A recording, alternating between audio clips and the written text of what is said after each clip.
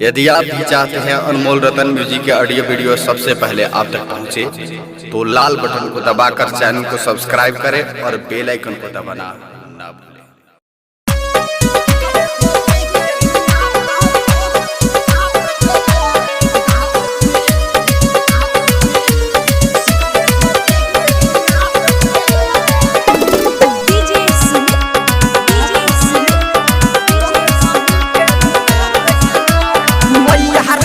यहाँ मिलल कसैया पैसा न दुल्हा खोज देले भैया।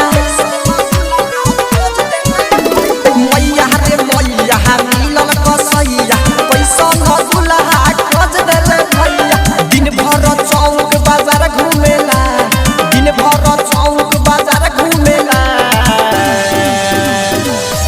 हरे दारू पिएला की बियर पिएला, सिगरेट पी के धुआं फेंकेला।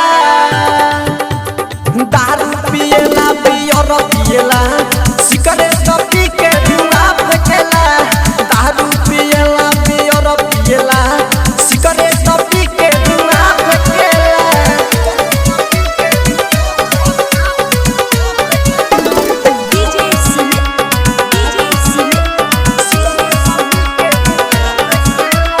चोली के हॉर्न दबावे, ढोली पची करट भुतावे। चोली के हॉर्न दबावे, ढोली पची करट भुतावे। हमरा के वो बोले लागे, रात भर सखी जगावे। करंट बोला संगे पारेला, सिगरेट पी के धुआं फेंकेला।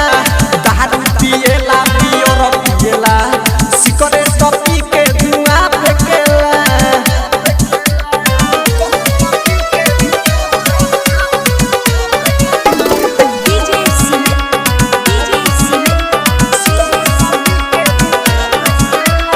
हरि किशोर हसन बना रहती, नैहर में सब कुछ करती।